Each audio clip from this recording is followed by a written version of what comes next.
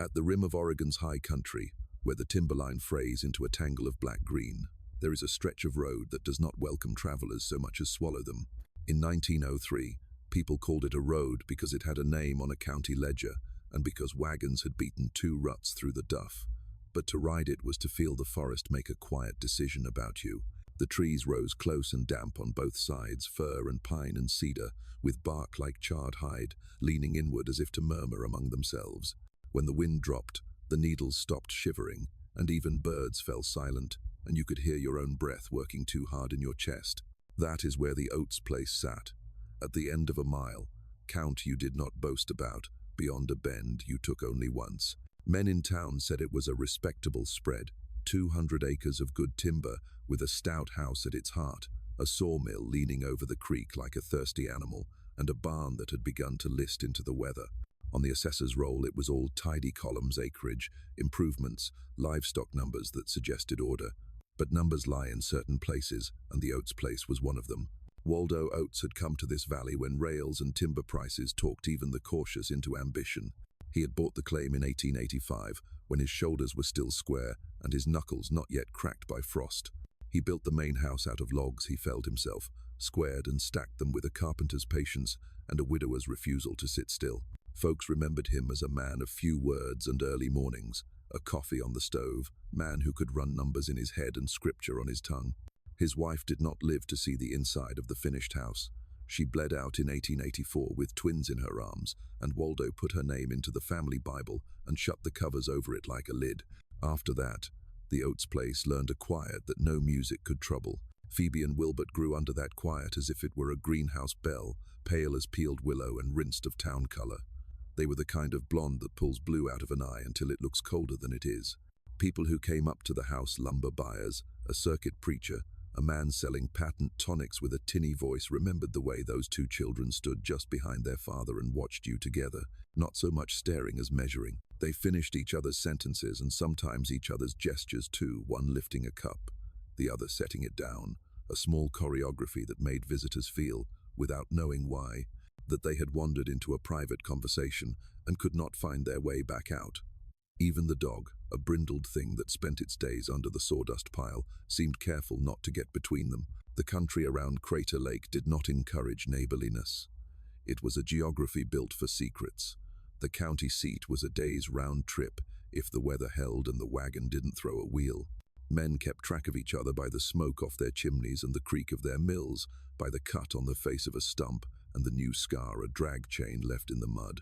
Law existed in the abstract, a word stamped in tin on a man's star, a pile of forms in a drawer at the courthouse. But there are distances in which even law moves slowly, and the Oates place sat exactly in that distance. If someone screamed in the night there, it would meet bark and moss before it met ears. Waldo believed, the way a certain kind of man believes, that work and the word could keep a house upright. He rose before light, put his shoulder to timber, and made Sunday a hard rule. He taught the twins their letters off a primer the preacher had left and the book their mother had touched with her last fevered hand. When the children were 11, he hitched the team and took them to town, a rare mercy for bolts of cloth and a sack of sugar. The day did not go kindly. Children noticed difference, the way dogs notice scent. Phoebe's pallor and reserve drew whispers, then giggles, then a boy's song cruelty. Wilbert wheeled toward the sound like a compass, finding north, but Waldo's voice cut him still. He bought his cloth and his sugar and kept his anger sheathed all the way home. After that there were fewer trips, and then none. The house grew another ring of bark. The Oates property was a set of circles you could not see on any map. The nearest neighbor lived 3 miles away, over a ridge that shoaled in winter snow and summer dust alike. Past that was town, its clapboard false fronts and its gossip, its "how's your crop?" That was never just about crops. And past town, if you went that far, was the railroad, counting time in steel. But the Oates children orbited the main house and the mill and the creek-like planets you could only read by their gravitational pull. They spent hours in the attic where the pitch smell was strong and the roof ticked in the heat, paging through their grandfather's books, family Bibles with the calligraphy of births and deaths fattened by the oils of fingers, an old genealogy of some New England family that used the word issue more than children, a pamphlet on breeding cattle that talked so calmly about culling that it read like a lullaby if you were tired enough, Waldo did not read those shelves closely. He knew what lay there in the way. You know your own barn to the inch and not at all. Winters in that country are a persuasion. They argue a man into staying put. Late in 1902, snow came early and thick and did the rest of the arguing for them, laying a white hand across the road and the creek and the mill wheel until the world clicked and stopped. In that stilled season, the twins tightened around each other like twine on a bundle. Waldo heard their footsteps cross the hall in the night, two sets soft as one. He told himself the sound was the house settling as temperatures fell. He told himself many things a man tells to keep peace with himself. He noticed the attic door staying latched and the key gone to a pocket that wasn't his. He noticed, too, that when he entered a room, conversation died, not with a guilty halt, but with the slow closing of something that had never been meant for him. Come spring, the thaw released the wagon like a held breath, and Waldo went down to town with a list of necessities. At the counter he was asked, with cheerful malice, or honest curiosity malice, and curiosity wear the same face in certain men, how the preparations were going. Preparations, Waldo repeated, and in that repetition you could hear a man's mind sort through firewood, barley seed, shingles for the west slope, the thousand small forward leanings that keep a place alive. For the wedding, the merchant said, comfortable in the knowledge that he was being useful with another man's private life. White goods come in last week, didn't they? Fine lawn for a dress. Your girl had a mind to measure more than once. The walk home from town felt longer, as if the ruts had lengthened while his back was turned. He stopped twice to check the lashings and once for breath, though he would not have named it that. In the yard, the house stood as it always had, and yet it was new to him, as a face turns new when a stranger says a name you do not expect. Inside, the twins sat side by side in the front room, hands resting on their knees like students. They wore the look children sometimes wear when they decide to speak before a parent does. "We have made a decision," Phoebe said, and Wilbert nodded as if he were agreeing with her or finishing her sentence without wasting the breath on it. Waldo listened, and while he listened he felt the floorboards under his boots as if they were water. The forest had taught him many lessons: how to tell a weather change by the way the ravens flew crooked, how to spot a rot heart in a straight tree by the sound the axe brought back, but nothing in the trees prepares a father to hear certain words in his own house. He reached, because he was made that way, for scripture and for law, for the handhold of other men's sentences. But out here, scripture is what a man says it is, and law has to find a horse before it can find you. There are distances in which a choice can take root before anyone knows to call it a crime. In the weeks that followed, the house acquired small changes, so modest they barely made a sound. A second lock hung on a door, and then a third. A curtain tacked over the top half of a window, where sun had once laid a warm square on a wooden floor. A length of rope coiled by the cellar door. "Against the thaw," Wilbert said. At the mill, the wheel began to sing a higher, thinner note, as if it were spinning on air. The oats place looked, to a passing eye, exactly as it needed to look. A working spread, a father and his grown children putting shoulder to routine. But anyone who had lived long with forest could have told you that some silences are not peace, but compression, not emptiness, but pressure. A man can work from dark to dark, and still feel the day piling on him in layers he cannot shift. Waldo kept his hands busy, because hands cannot think, and when he lifted his head in the evening, the road was already gone to shadow. He had been a widower long enough to know how to live over an ache. He did not yet know how to live over a fracture. In town they said the oats place was prospering. The board feet he brought in were straight and true. The cash he laid down was quiet and exact. If the merchant noticed that purchases came in peculiar balance, extra lye and extra muslin, kerosene enough for an army of lanterns, he put the noticing away under the counter with the ledger. Men who work near timber and money learn to let certain questions settle like sawdust, soft and even, over everything. And still, those who passed along the creek trail toward the oats line began to remark a small, persistent thing: the smoke. In winter it is nothing, in summer it is conversation. But there were nights near 3 in the morning, when a thin column lifted against a black sky and held steady, as if someone were heating a room for a reason that did not sleep. There is a point on that road where the trees narrow and then widen like a throat. It was there, neighbors would say later, that you could feel the place change its mind about you. If you stopped the team and listened, the forest told you everything it was willing to tell, which is to say almost nothing, and yet enough. You heard a wheel turning where it ought not to, a hinge complaining that hadn't complained yesterday, and sometimes a quiet that was too complete, as if the ground itself were holding its breath. On a morning that had not yet decided to be spring, Waldo stepped out onto his porch and felt the boards cool and clean under his soles. He looked toward the attic window and found it blind. He put his hand on the rail and discovered he could not remember, with any accuracy, the last time the house had felt like a place where a man had choices. Then he squared his shoulders, the only tool he had, and went to the mill. The forest would tell you, if it could, that every horror that makes a town whisper begins with a reasonable adjustment. One lock, one curtain, one trip taken without a word. The Oates place had begun adjusting. All that remained was for the country to discover what exactly was being kept in and what, to its ruin, was being kept out. By the time the twins turned 13, the Oates property had grown so quiet that even echoes seemed reluctant to stay. Waldo's sawmill still sang its harsh wooden hymns through the valley, but inside the house, sound had become something delicate, rationed, portioned, kept in jars like preserves. The twins no longer played like children. They drifted through the rooms in parallel, like reflections trying to catch up with one another. Waldo tried to keep rhythm in the household with small rituals, grace before meals, firewood cut at dawn, the family Bible opened every Sunday whether anyone was listening or not. But something had begun to change in the way his children existed together. When one entered a room, the other seemed already aware. When Phoebe's spoon slipped from her fingers, Wilbert's hand rose halfway before the sound even reached him. They had formed a silent language, so efficient it made speech obsolete, glances as punctuation, the faintest tilt of the head as paragraphs. At first, Waldo told himself it was just the peculiar bond of twins, a mystery even scripture couldn't untangle. But then he began to sense a perimeter around them, invisible and firm. They looked at him the way people look at weather, something powerful but irrelevant. It was not disrespect, exactly. It was dismissal. The last tie they had to town had already snapped in 1895. That day remained burned into Waldo's mind. He had wanted them to see people, to remember there was a world beyond the timberline. He had dressed Phoebe in her mother's shawl, braided her pale hair like a ribbon of corn silk. But when the laughter started low at first, then rippling through the cluster of schoolchildren like sparks through dry straw, it was as if the sky itself had turned cruel. "Ghost girl," one of them hissed. "Graveyard doll." Phoebe froze, her eyes wide, and Wilbert, always the quieter one, lunged forward so fast Waldo barely caught his arm.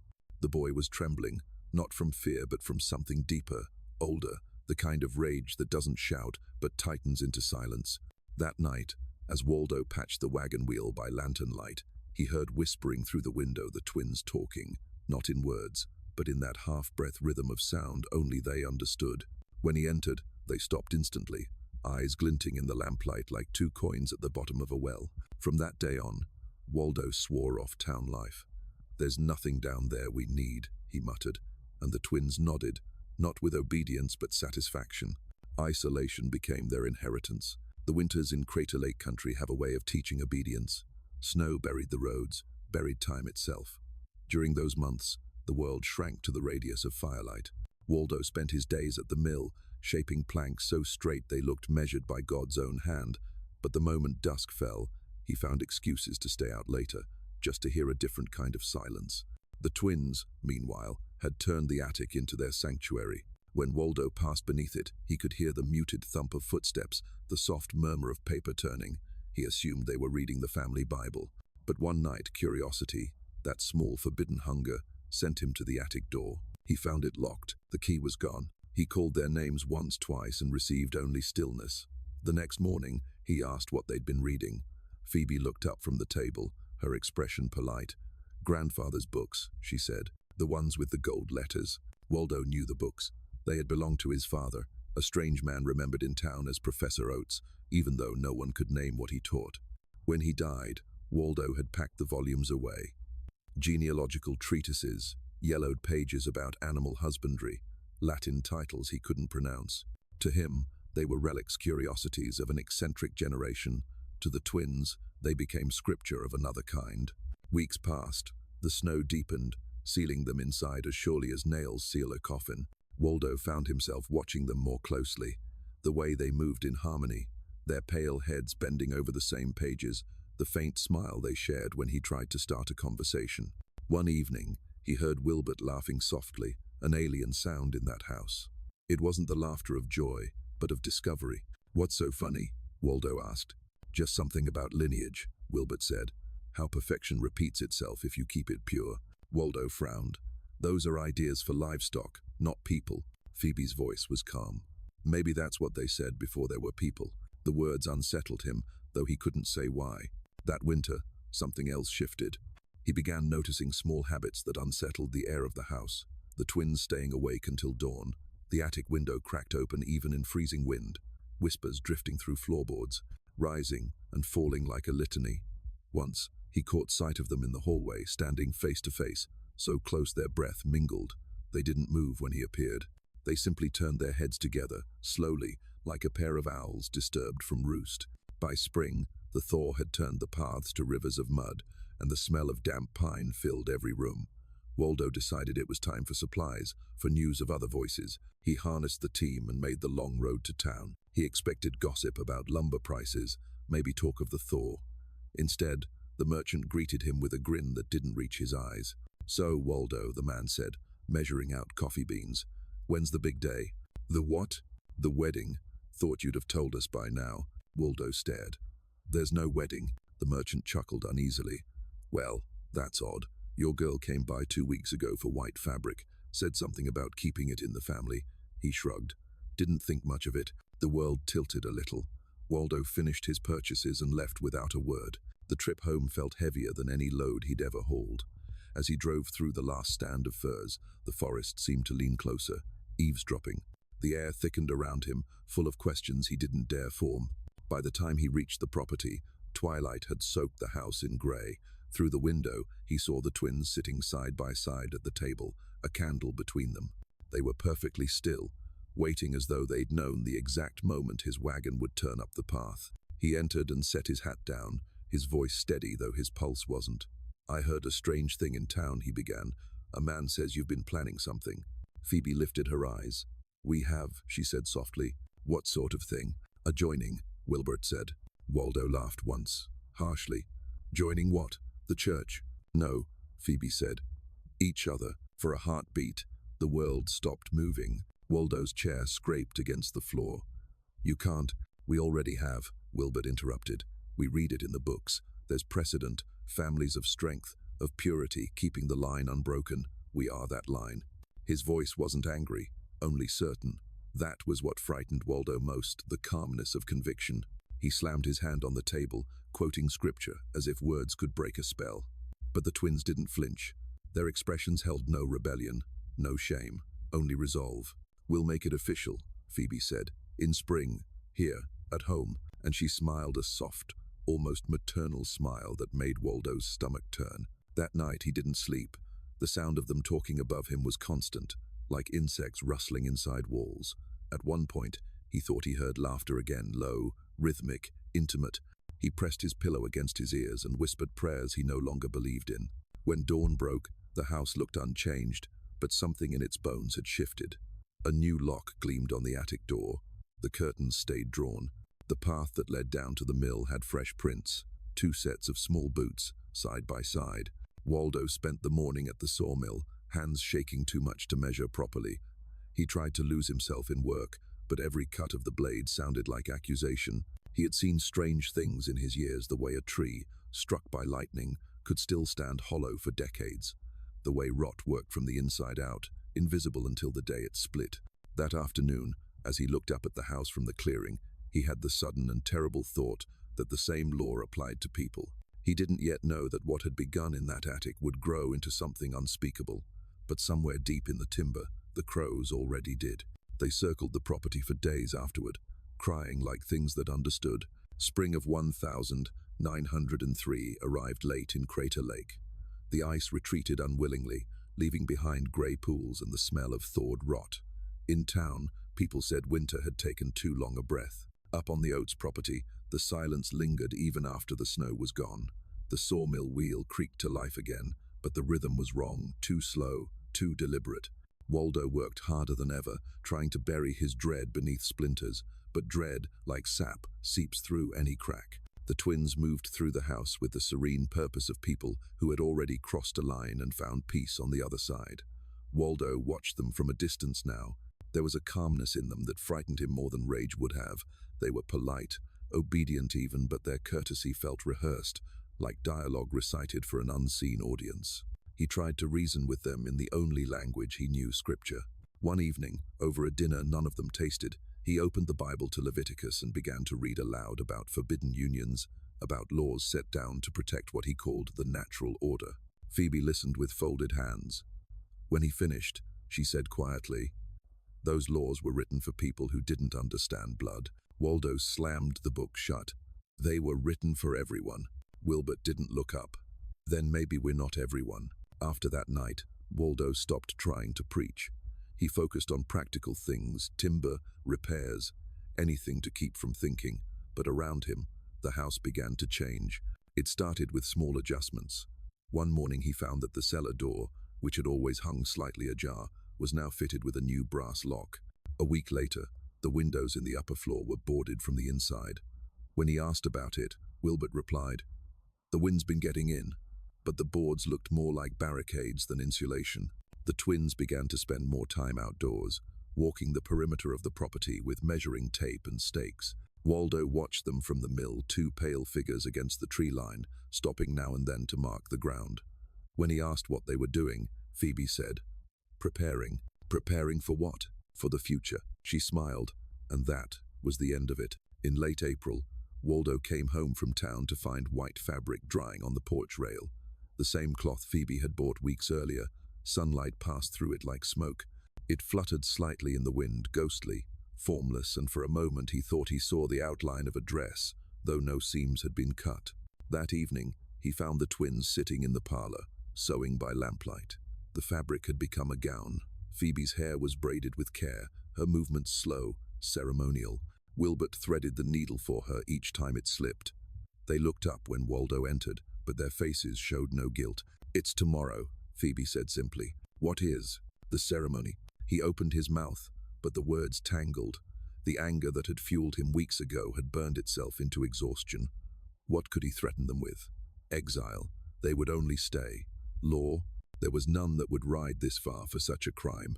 That night he sat awake by the dying fire, Bible on his knees, staring at its closed cover, as if it might open itself and show him something useful, but the pages remained mute, and the house was even quieter. Morning came grey and still.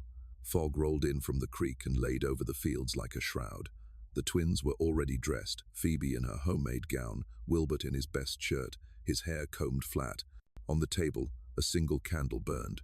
"There's no pastor," Waldo said hoarsely. "There doesn't need to be," Wilbert answered. "We're of age. The law allows for private union contracts." Waldo blinked. "The law?" Phoebe handed him a sheet of paper. He read it once, though the words blurred. It was a crude document, copied from one of the county's civil marriage templates, the names filled in carefully in the same handwriting. "You'll sign," she said softly. "As witness." "I will not." "Then we'll do it without ink." And they did. In the clearing behind the house, under a stand of firs still dripping with thaw, the twins stood facing each other. Waldo stood a few feet away, holding the Bible but unable to speak. Phoebe lifted her hand. Wilbert mirrored her. They spoke their vows in voices, so low the forest had to lean closer to hear. When it was done, they kissed not shyly, but with the gravity of a covenant. The candle on the table burned down to a puddle of wax, the fog lifted, the forest exhaled. And Waldo Oates, a man who had weathered widowhood and winters, found himself broken by the calm of his own children. From that day, he avoided the house when he could. He worked until dark, ate alone in the mill cabin, and sometimes didn't return until dawn. The few times he did, he noticed the upstairs windows glowing faintly with lamplight long after midnight. He heard soft laughter, Phoebe's followed by silence, then the rhythm of footsteps overhead. The weeks passed in slow horror. The house became a labyrinth of locks and curtains. The basement, once a place for storage, was cleared and refitted. He saw them carrying lumber and tools inside. When he asked, they said it was for the family we're building. At the store in town, the merchant mentioned seeing the twins again buying sacks of flour, dried beans, rope, and glass jars. Preparing for a long winter, he had joked. Waldo didn't laugh. By late summer, he realized he was no longer head of the household. The twins made their own decisions, held their own money, planned their own future. His role had narrowed to laborer and uninvited guest. Sometimes at night, he sat outside beneath the stars and tried to pray. He prayed for strength, for forgiveness, for the courage to leave, but each time he imagined abandoning the house, a wave of guilt rose to meet him. It was still his family, no matter how twisted. And deep down, he still believed he could save them from themselves. He was wrong. On a cool morning in May 1903, the property looked peaceful, smoke rising from the chimney, dew still bright on the grass. To a stranger, it might have seemed like a portrait of rural grace. But the truth is that on that morning, a boundary was crossed that could never be undone. The Oates twins were now husband and wife. Inside, the house exhaled with them. Its walls, thick with pine resin and dust, seemed to absorb their secret the way wood absorbs oil silently, completely. And though the world beyond their clearing would not learn of it for years, that morning marked the true beginning of what would later be called the Oates legend. Waldo Oates would spend the rest of his life trying to forget the sound of his daughter's vows. But the forest remembers. It remembers everything. The following winter came hard and early, as if the land itself meant to seal the Oates property away from the world. Snow fell for 6 days without pause, piling high against the doors, muffling every sound except the rasp of wind clawing across the eaves. The mill wheel froze solid, the creek vanished beneath ice, and the road to town disappeared completely. The Oates family was alone.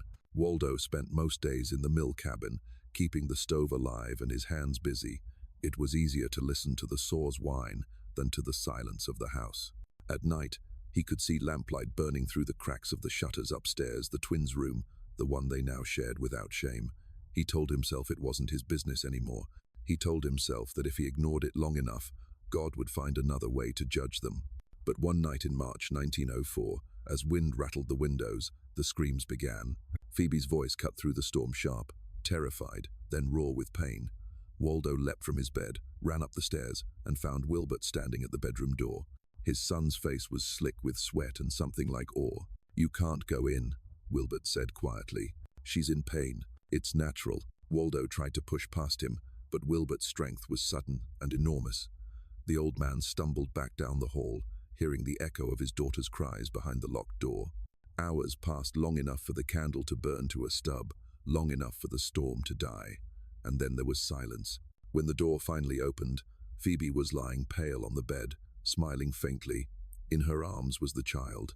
At first, Waldo thought the shadows were tricking him, but as she turned the baby toward the light, he saw the truth. The little girl's skull bulged strangely at the crown, her fingers fused in clusters of 3 and 5. One eye wandered while the other fixed on nothing. "My God," Waldo whispered. "Exactly," Phoebe said softly. "His will." Wilbert stood beside her, gazing at the infant as though it were a miracle, not a wound. "She's perfect," he said. "Everything we hoped." Waldo backed away from them both, cold spreading through his bones. "That's not perfect," he said hoarsely. "That's a punishment." But the twins only smiled. The same smile, and the old man knew that nothing he said could reach them anymore. The baby's cries echoed through the house for days, thin, strangled sounds that made the hair rise on Waldo's arms. When he offered to fetch a doctor from town, Phoebe refused.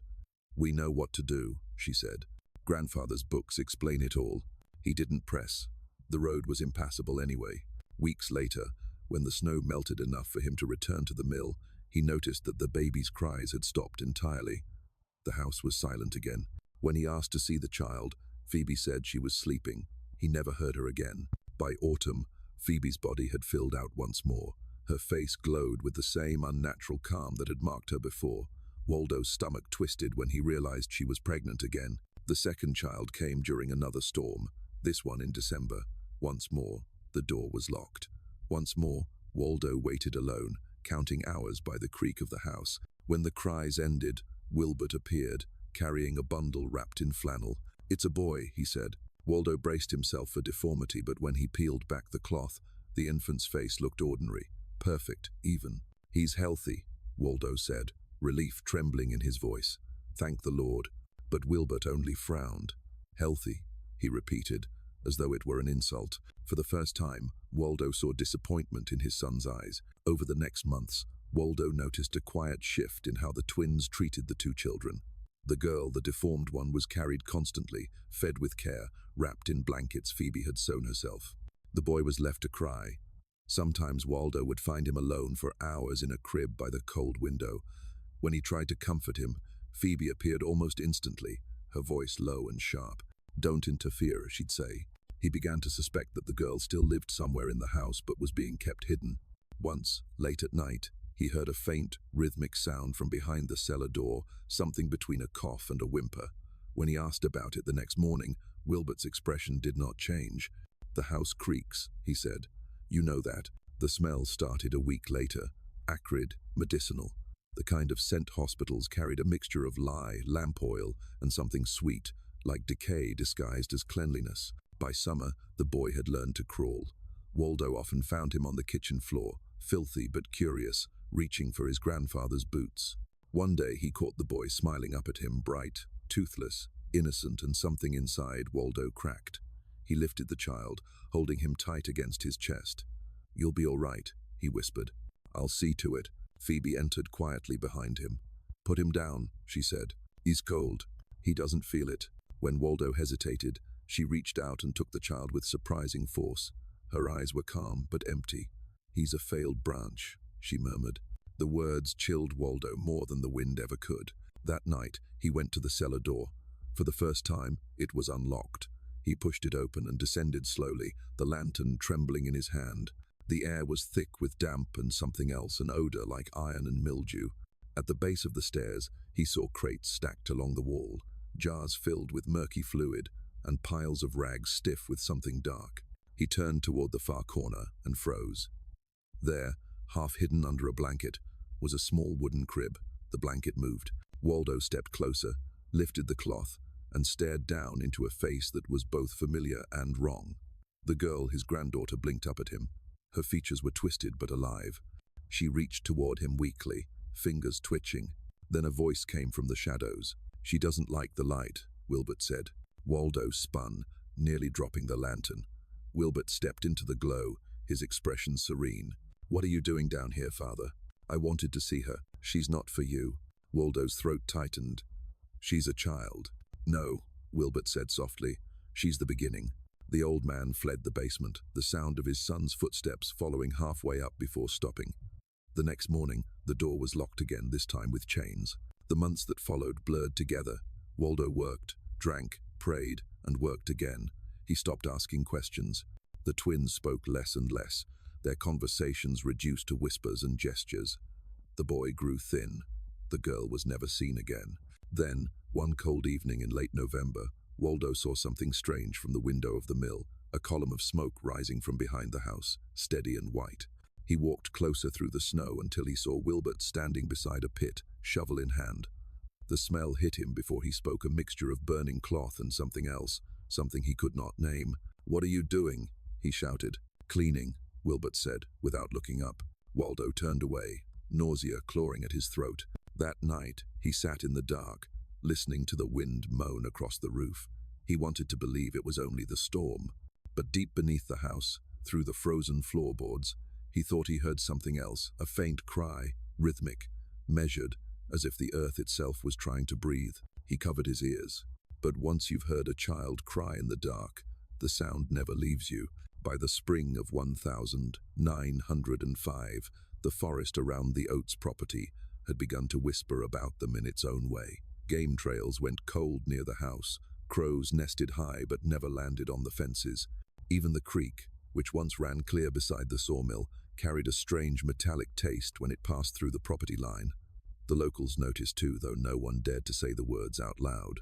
That year, the story of the Oates twins drew the attention of a man who wasn't afraid of silence. Homer Mixon. Homer was 50, lean as a pine, and lived alone in a cabin near the ridge.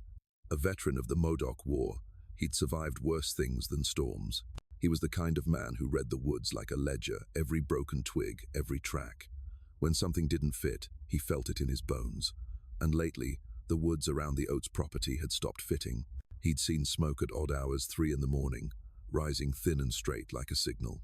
He'd heard the rhythmic ring of a hammer when all decent folk were asleep, and once, he thought he caught the faint cry of a child carried by the wind from the valley below. At first, he shrugged it off.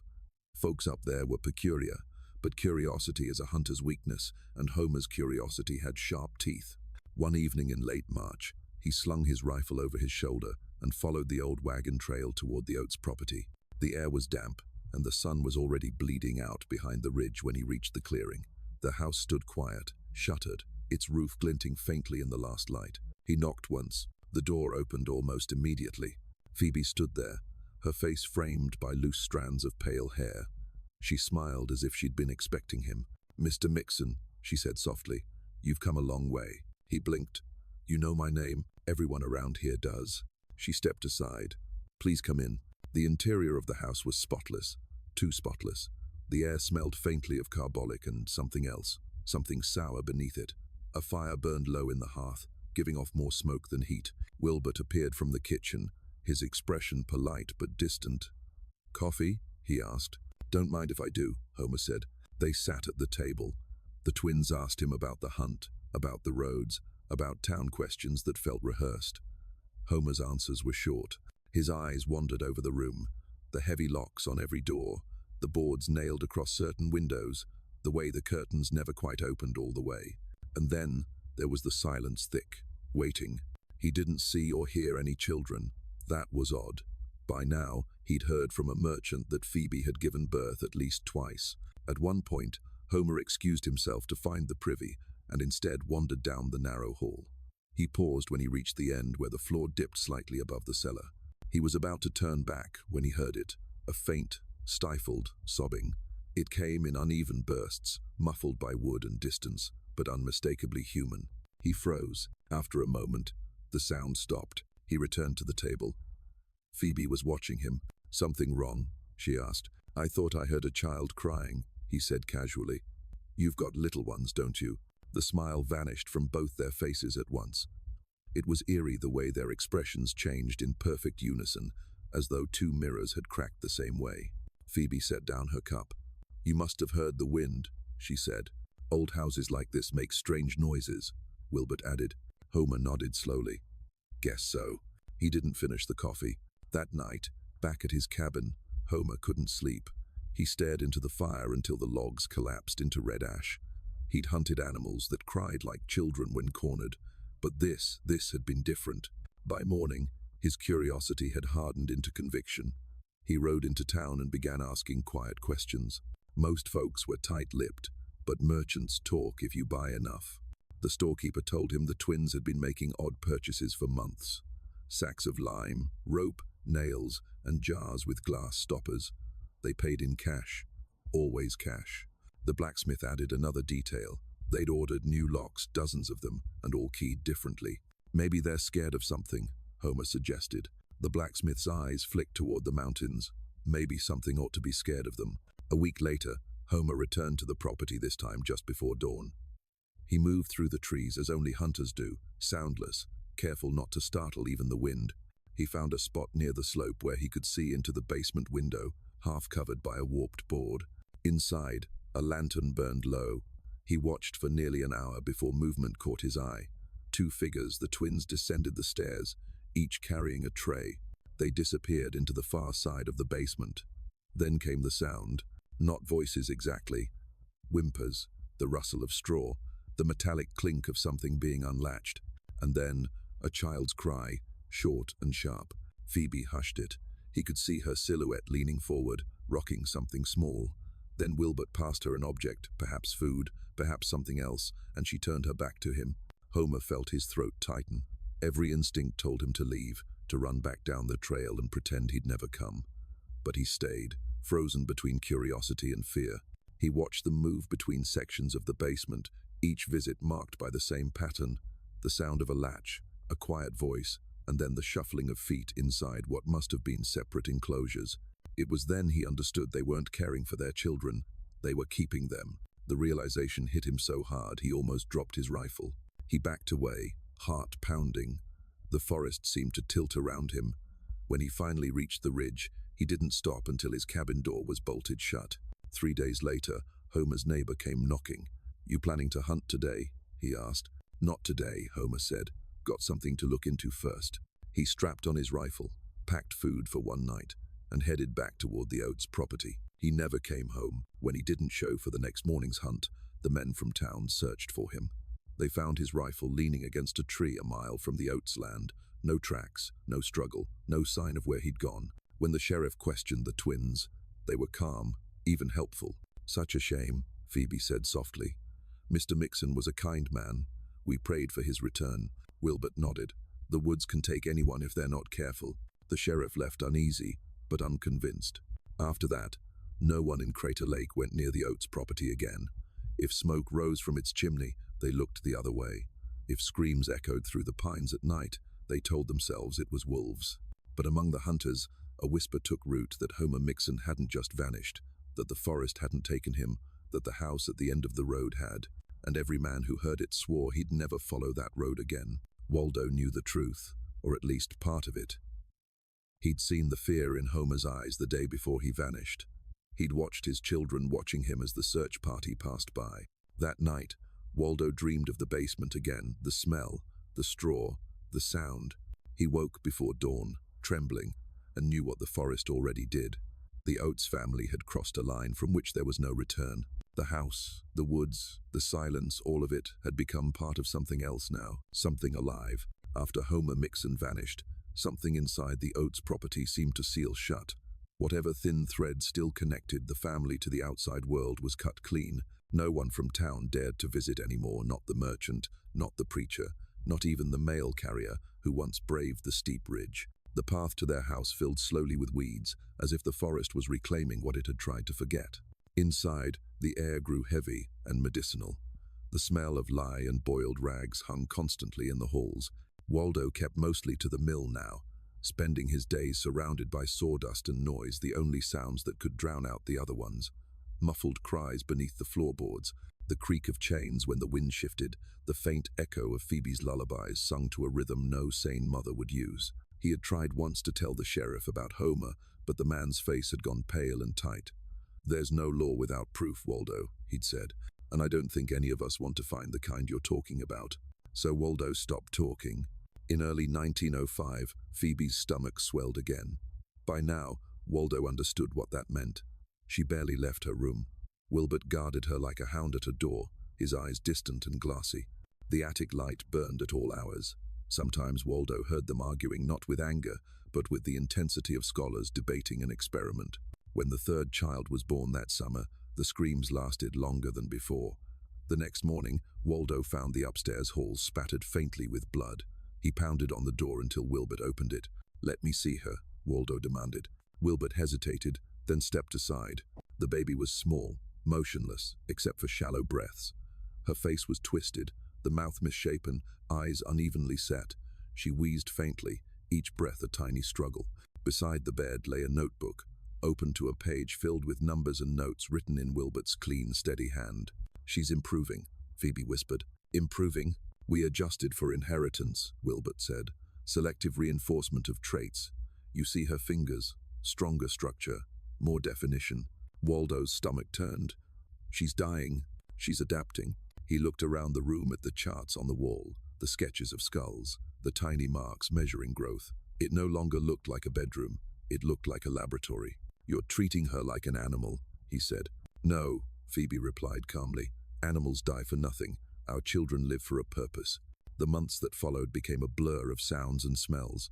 Waldo would wake at night to the rhythmic scrape of shovels, the groan of wood against earth. Once, he followed the noise to the cellar door and pressed his ear to the crack. He heard something that chilled him more than the cold air, a soft tapping, irregular but deliberate, as if tiny hands were knocking back. When he mentioned it the next morning, Phoebe only smiled. "You shouldn't listen to things that aren't meant for you." The smile never reached her eyes. Later that autumn, Waldo saw them carrying supplies into the basement, crates of lime, jars of alcohol, scraps of cloth. They had built partitions down there now, small rooms sectioned off with timber and wire. When he asked, Wilbert said they were preparing study chambers. "What are you studying?" Waldo demanded. Wilbert paused, then answered, "The future." The fourth pregnancy came quickly. By now, Waldo had stopped keeping track of months. Only the seasons marked time. He saw less and less of Phoebe. Wilbert did the trading himself, visiting town only at dusk and speaking to no one. The merchant later told a friend that Wilbert's clothes smelled faintly of bleach and smoke. When Phoebe finally delivered again in spring 1906, no one heard any cries. Weeks passed before Waldo realized another child existed at all.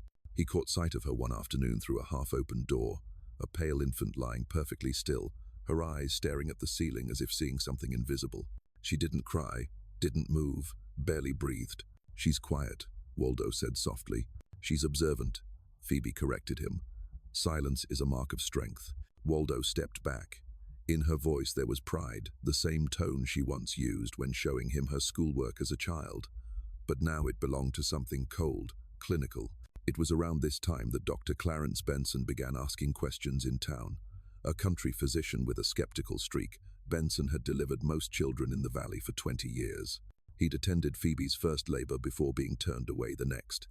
Now, with rumors spreading about Homer's disappearance and the Oates twins' strange behavior, he started connecting threads. He went to the county registrar to check birth records. What he found made his stomach twist. Only 2 children were registered to Phoebe Oates, both listed as stillborn. Yet people in town spoke of more pregnancies, 3, maybe 4. When Benson quietly asked Waldo about it, the old man broke down. "They're keeping them," he whispered, "in the cellar, studying them like specimens." The doctor stared, speechless.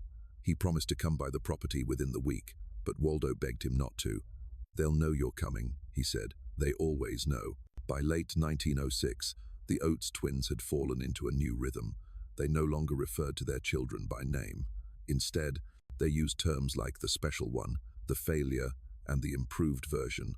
In Wilbert's notebooks, Waldo had stolen one and hidden it under a loose floorboard. Each child was catalogued with chilling precision: height, weight, deformity, temperament, feeding schedule. Besides some entries were crude sketches of skulls and notations in Latin, copied straight from their grandfather's old heredity books. Reading those pages, Waldo realized how far gone they truly were. They no longer saw their children as blood, but as data. Each death, each deformity, was a result, and the results were never enough. That winter, Dr. Benson broke his promise. He went to the Oates property anyway, just before a storm rolled in. He carried his medical bag, his pocket Bible, and a single revolver he didn't know how to use. He was never seen again. Days later, his horse was found wandering near the ridge, its saddle torn, eyes wide with terror.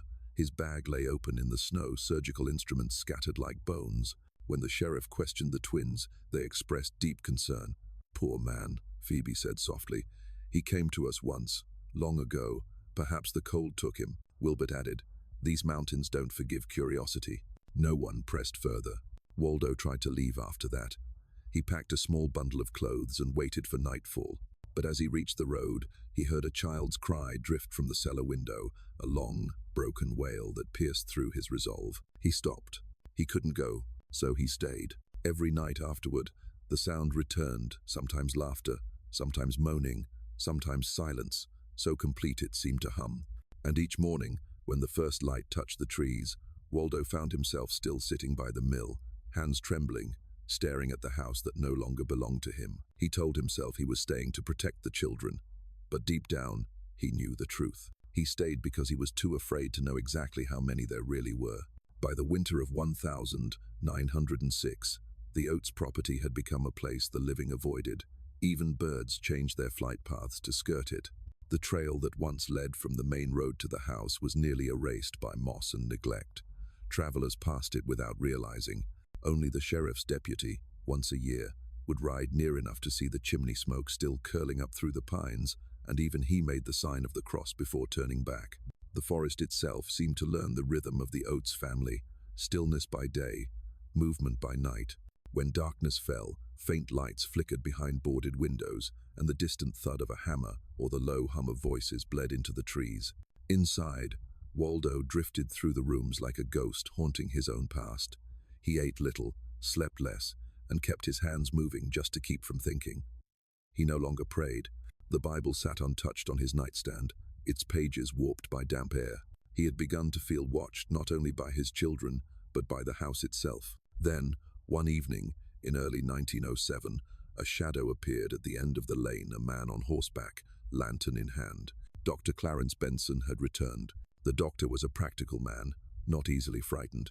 Yet as he dismounted near the sagging fence, he hesitated. The air smelled of iron and smoke. The windows were sealed tight. Somewhere inside, something moved slowly, dragging. He knocked. Wilbert opened the door. His face was clean, his voice polite. "Dr. Benson," he said. "How unexpected." "Mr. Oates," Benson replied evenly. "It's been too long. Come in then." Inside, the house was warmer than it should have been. Too warm. The fire roared, though the day outside was mild. The doctor's eyes roamed the room walls covered in drawings of human skulls and bone structures, shelves lined with jars. The smell of disinfectant was thick enough to sting. "Phoebe isn't well," Wilbert said, motioning toward the stairs. "Perhaps you can help her." Benson followed him up, every instinct screaming to turn back. Phoebe sat on the bed, pale but composed. Her hands rested protectively on her swollen belly. It was the 6th time she'd been pregnant in as many years. "Congratulations," Benson murmured. Her lips curved faintly. "It's not about congratulations, it's about correction." He frowned. "Correction? Every error is a lesson," she said simply. "Each child brings us closer to the pattern we're seeking." Benson's blood ran cold. He glanced at the open notebook on the bedside table. It was filled with measurements, calculations, and strange symbols. Under Subject 3, he saw a line that made his stomach lurch. Respiration ceased at 6:12 a.m., subject preserved for observation. The doctor shut the book. "Where are the children, Mrs. Oates?" "In their rooms," she said, "learning. May I see them?" Wilbert's voice, now at the door, was calm but final. "No." Benson understood then that he would never leave that house the same man he'd entered. He forced a smile. "Of course. I'll come again tomorrow." He turned to go, but Phoebe's voice stopped him. "Tomorrow may be too late, Doctor." Her tone was soft, almost kind, but something in it felt like a warning, not a plea. That night, Benson rode back toward town. But halfway down the mountain road, he stopped. Behind him, through the trees, he thought he saw movement, 2 pale figures, standing in the snow, watching. When he blinked, they were gone. He didn't go to the sheriff. He didn't tell anyone what he'd seen. Instead, he began his own quiet investigation. For the next few weeks, Benson returned to the forest, never approaching the house directly. He set up camp in the trees across the creek, keeping a journal of everything he saw. On the first night, the lights came on in the basement shortly after midnight. 2 shadows moved past the windows, carrying something small between them. On the second night, he heard a thin cry rise and fall like wind in a chimney. It stopped suddenly, then came the scrape of a shovel. By the 4th night, he was certain. There were multiple voices down there. Children, some crying, others making sounds too strange to name. He wrote in his journal, "Subjects audible, possibly confined, must verify." Benson's notes from those days, found years later by his assistant, were uneven, written by a man trying to record horror while keeping his sanity intact. One entry read, "I see them burying buckets in the snow. Lime, waste. They move with purpose, like caretakers. The woman sings, sometimes tuneless but rhythmic. I counted at least 4 distinct cries last night. I fear there may be more. The air around that house feels wrong, as if it remembers suffering." He began to plan a direct inspection. "I will enter under pretense of medical concern," he wrote. "If they resist, I will seek warrant." He never reached that point. On the evening of the 23rd of February 1907, Benson saddled his horse and told his assistant he'd be back by morning.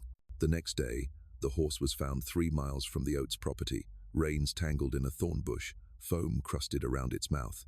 The doctor's black bag lay open nearby, his spectacles crushed into the snow. There was no blood, no struggle, no Benson. The sheriff organized a search, though he did not step beyond the ridge himself. Men combed the woods for 2 days before giving up. The only clue came from a lumberjack who swore he'd heard muffled screams echoing from the valley that night. When confronted, Phoebe and Wilbert expressed sorrow. "He came to check on the children," Phoebe said. "Then he left. Perhaps the mountain took him." Wilbert added, "The doctor was always curious. Curiosity can be fatal." No charges were filed.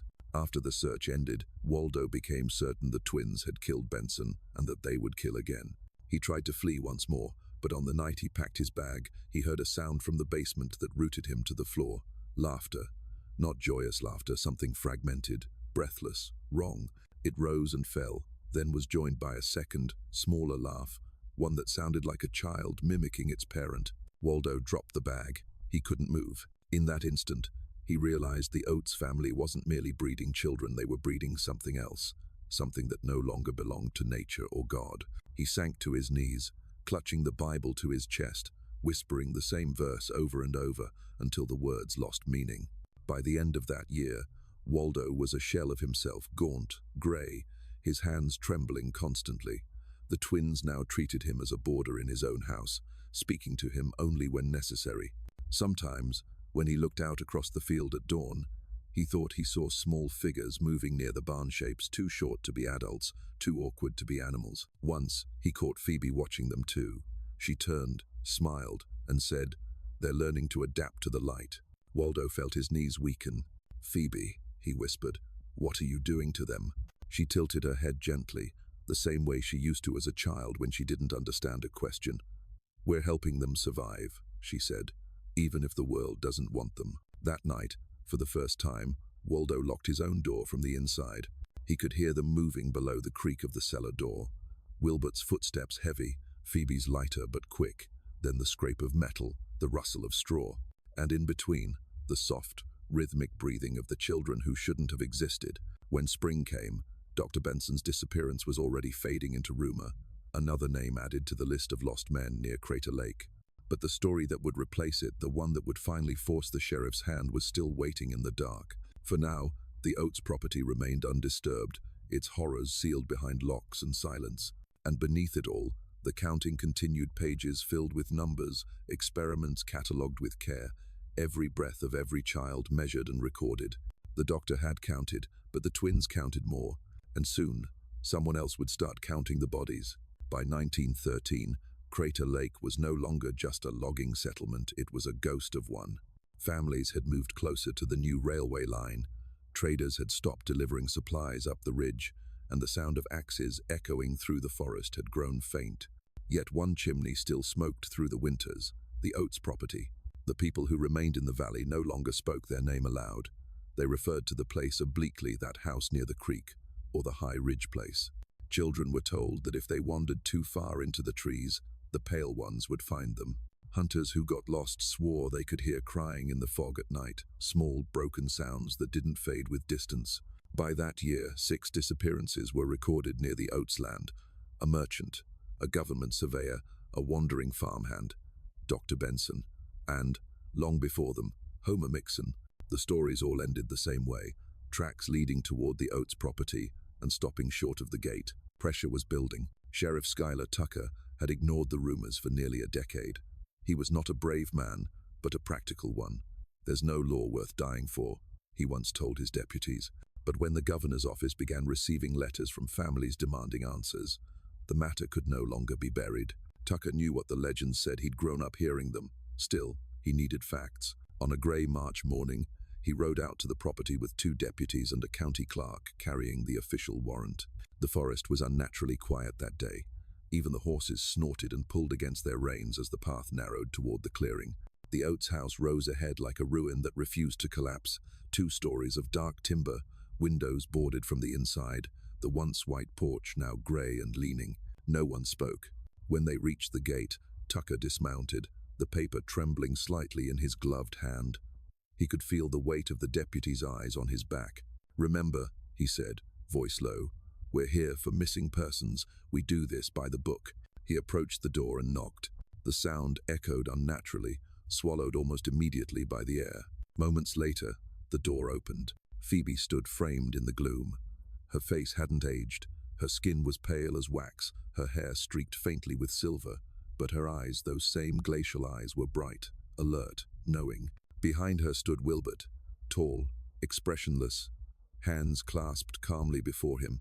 "Sheriff," Phoebe said, "we've been expecting you." They invited him in without hesitation. Inside, the air was dense with heat and chemical odors, ammonia, bleach, decay, masked by disinfectant. Tucker removed his hat, his hand brushing sweat from his brow, though the morning was cold. Wilbert smiled faintly. "You came for answers," he said. "You'll find them." Tucker nodded to his deputies, who began their inspection. They started with the main floor. The furniture was sparse and old, covered in a thin layer of dust except for the dining table, which gleamed with recent cleaning. A single candle burned at its center. Every door they tried opened to another locked door, another room reinforced with bolts and bars. "Why all the locks?" Tucker asked. Phoebe's voice was calm. "Security. You can't imagine how many people wander these woods. Seems the ones who wander don't come back," the sheriff muttered. Wilbert's smile didn't waver. Upstairs, the deputies found small bedrooms, each stripped bare except for strange drawings pinned to the walls, anatomical sketches of spines, skulls, and limbs, annotated in the same neat handwriting. Family trees, too, but these were unlike any genealogies Tucker had seen. They weren't names connected by bloodlines. They were numbers connected by arrows and equations. At the end of the hall, one deputy opened a locked door with a crowbar. The smell hit them first, sour, damp, human. Inside, crouched in the corner, was a girl no older than 9. Her limbs were twisted, her eyes wide and empty, her skin marked by old bruises and raw scars around the wrists. She made no sound when they entered, only rocked slowly back and forth. "Dear God," whispered the deputy. Phoebe appeared behind them. "She hurts herself," she said evenly. "We keep her safe this way." Tucker turned on her. "You call this safe? She doesn't understand the world." Phoebe replied softly.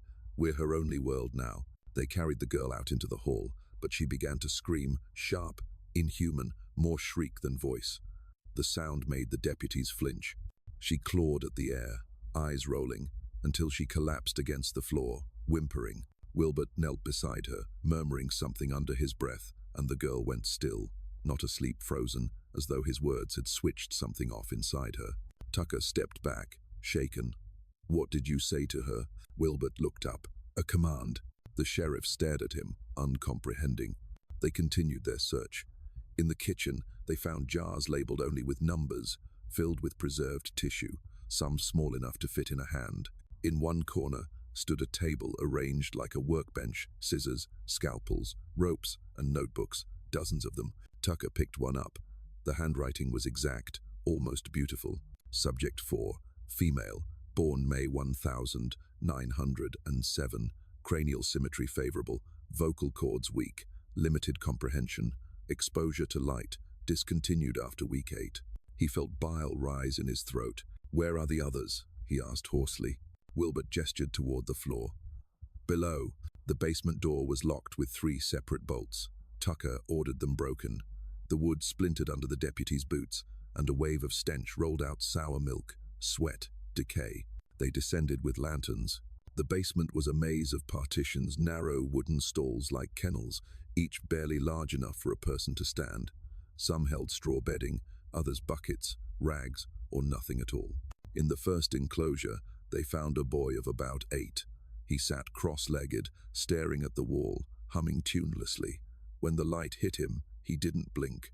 In the second, a girl lay curled on the floor, skin stretched tight over bone. She whimpered at the sound of footsteps, clutching her hands to her face. In the third enclosure, there was only a rope and a heap of straw, still warm. The fourth contained what had once been a child. The body was small, folded into itself, the nails broken, the mouth open in a silent scream. Scratch marks covered the wood from floor to ceiling. One deputy turned and vomited against the wall. Tucker stood frozen, the lantern trembling in his hand. He turned slowly toward the twins. "What in God's name did you do?" Phoebe's expression was serene. "Not God's name," she said softly. "Ours." He ordered them restrained. The deputies wrestled Wilbert's arms behind his back, but he didn't resist.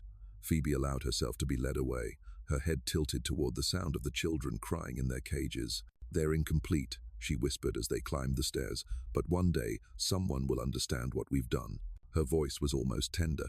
By the time they reached the yard, the fog had thickened.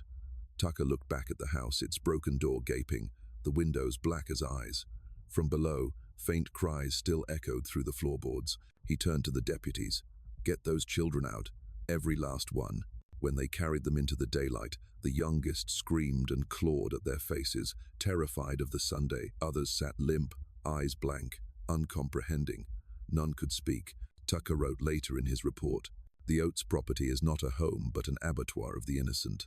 I believe some of the children have never seen the open air. The perpetrators show no remorse, only conviction. The woman calls herself a mother. The man calls himself a scientist. I call them something else." The deputies shackled Phoebe and Wilbert and loaded them into the wagon.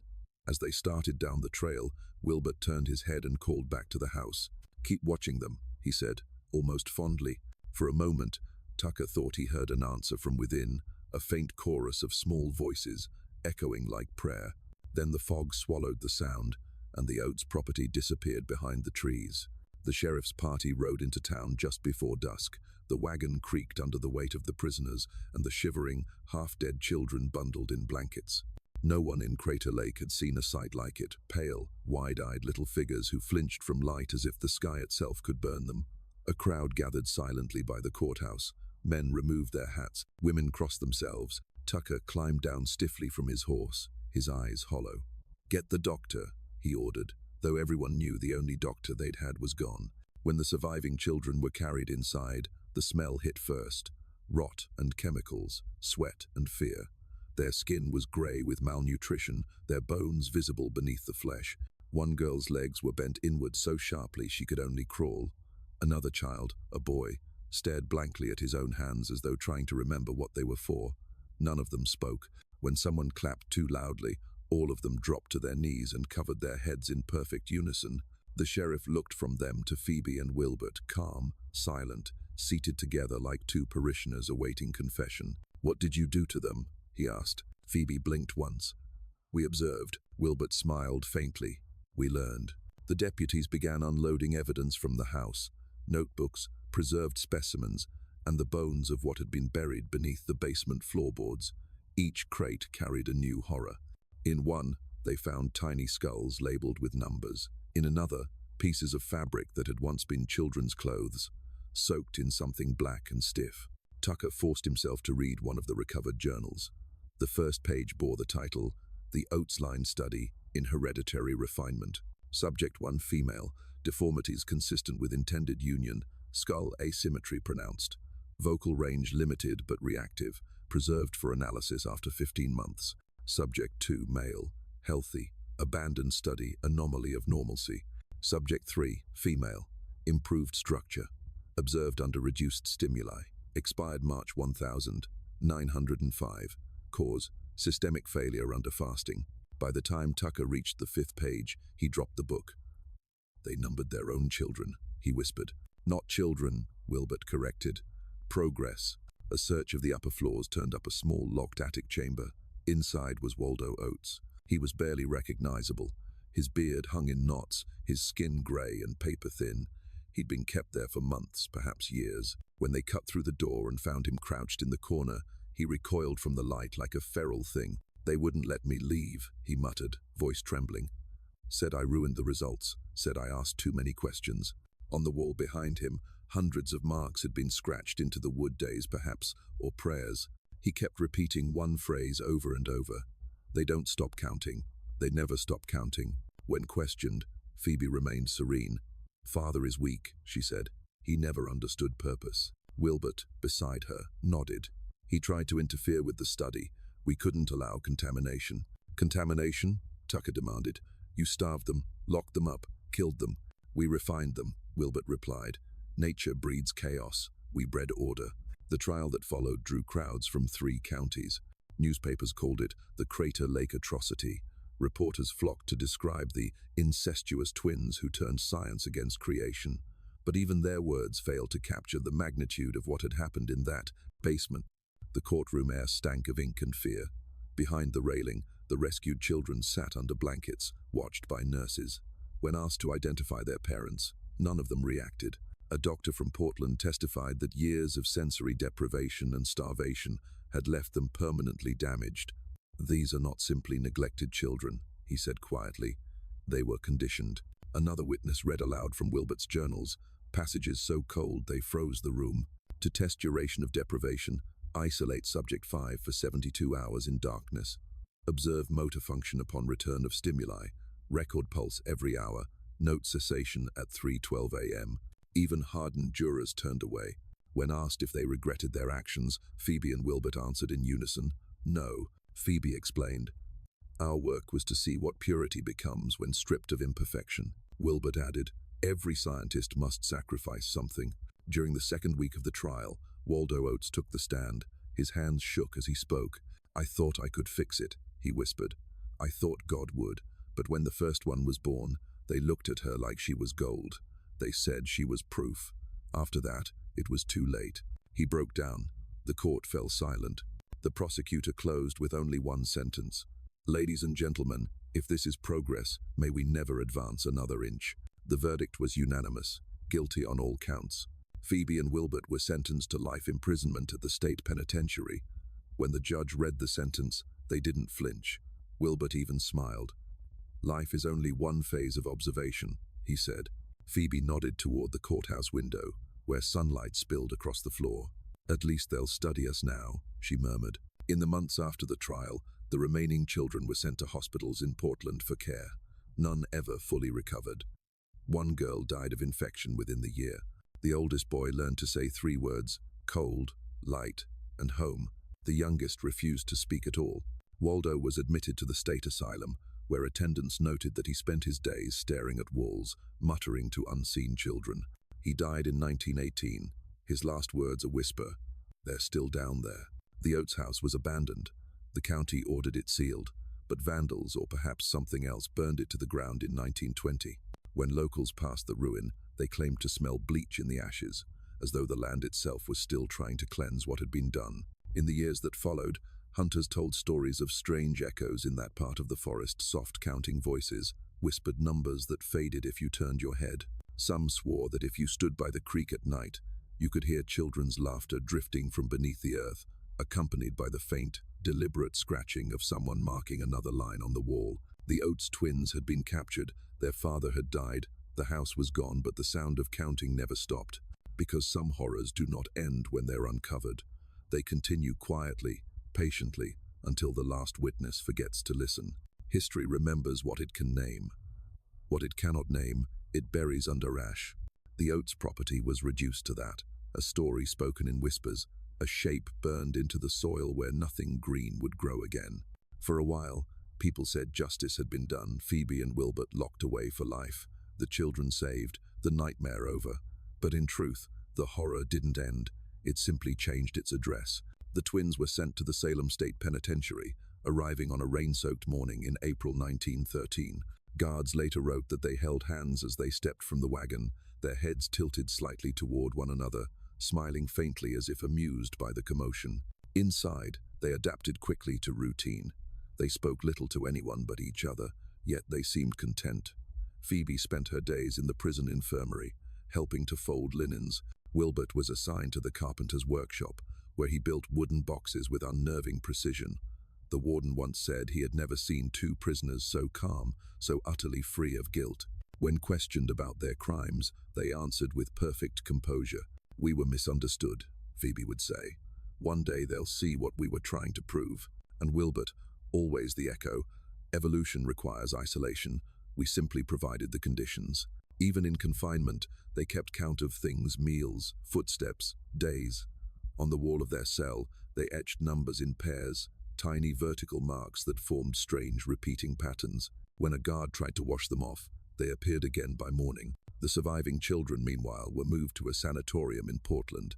Doctors recorded that none could tolerate sunlight for long. Some refused to eat unless kept in complete darkness. The oldest, a girl of 9, died within a year from an infection the nurses could not identify. Another, the boy who could only say home, survived to adolescence but never learned another word. He would sit for hours rocking back and forth, whispering softly to himself a rhythm that matched the exact interval between Phoebe's and Wilbert's footsteps during the trial. By 1920, all but one of the children were dead.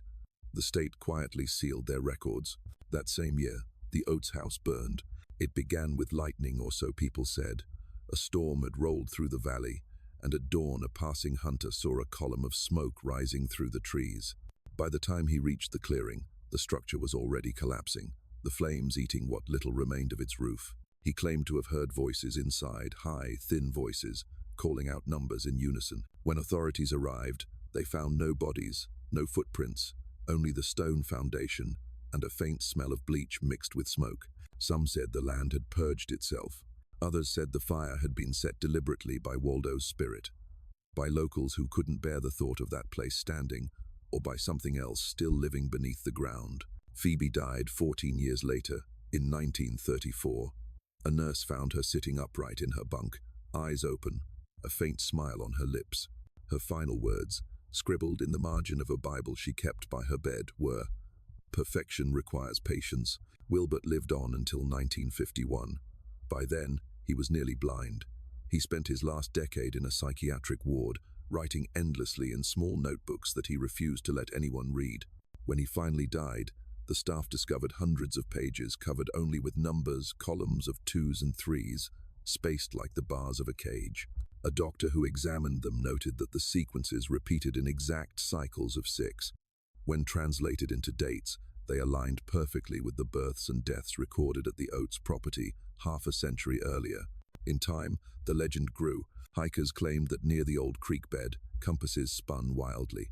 Loggers swore their axes dulled faster in that stretch of forest. One hunter said he'd found a child's shoe buried in the moss-rotted leather, too small for any living foot. Locals warned travelers not to camp near the ridge. They said that on quiet nights, if you listened hard enough, you could hear counting carried on the wind, slow at first, then faster, until the numbers overlapped like murmured prayers. The county built a new road that bypassed the area entirely. Maps stopped naming the creek. By the 1942, even Crater Lake itself had turned into a tourist destination, its beauty overshadowing the dark patch of history that lay only miles away. But the forest remembers. It always does. For historians, the Oates case became a study in the psychology of isolation, an example of how seclusion and shared delusion can devour the human mind. For the townspeople, it became a warning told to children: don't wander too far, don't listen to the voices in the trees. Yet the most unsettling detail came years later, when a surveyor cataloguing the area uncovered remnants of the old foundation. Beneath the ash and char, he found what appeared to be a sealed stone well. When they pried the lid open, the air that escaped smelled of dust and iron. Inside, they discovered 7 small wooden boxes, perfectly preserved, each labeled with Roman numerals from I to 7th. 6 were empty. The 7th contained a fragment of bone, tiny, delicate, unmistakably human. The state never published that finding. The well was resealed, and the site was declared unsafe for public access. But those who worked that day swore the numbers carved into the boxes were the same patterns found on Wilbert's cell wall. They also swore that as the wind passed through the ruined clearing, it seemed to whisper something just at the edge of hearing. Subject 8. If you visit Crater Lake today, the guides will tell you about the volcano, the blue water, the legends of lost gold and phantom lights. They will not mention the Oates family. But sometimes, when fog rolls down from the ridge and touches the tree line, even the most seasoned rangers refuse to stay past dark. They say the air changes there. It becomes thick, rhythmic, like the sound of slow, deliberate breathing. And if you're still enough, the forest begins to count. 1, 2, 3, 4.